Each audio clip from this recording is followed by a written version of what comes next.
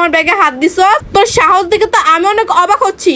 তোর তো কোনো যোগ্যতাই নেই আমার সাথে কথা বলার, আর তুই আমার অনুমতি ছাড়া তুই আমার ব্যাগে থেকে আমার এই হিসাবের কাগজটা বের করছস।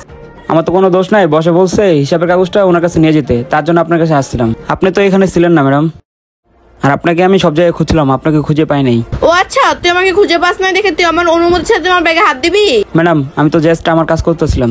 এই চুপ, তুই আমার মুখে মুখে তর্ক করবি না। তুই একটা সামান্য সেলম্যানের জব পাইছিস, তুই কি এখন আমার লেভেলে আসতে যাচ্ছিস? আর তুই কিন্তু একটা সুইপারের ছেলে, এই কথা কিন্তু আমি ভুলিনি। তুই যদি আমার অনুমতি ছাড়া আমার কোনো আসবাবপত্রতে দ্বিতীয়বার হাত দেস, তাহলে আমাদের কোম্পানিতে যতগুলো কাভার ব্যান্ড আছে সবগুলো তোকে দিয়ে পরিষ্কার করাবো, মনে রাখিস। তোর যোগ্যতা অনুযায়ী নিজেকে বজায় রাখ, বুঝতে পারছিস? তুই আমার কথাটা মনে রাখবি।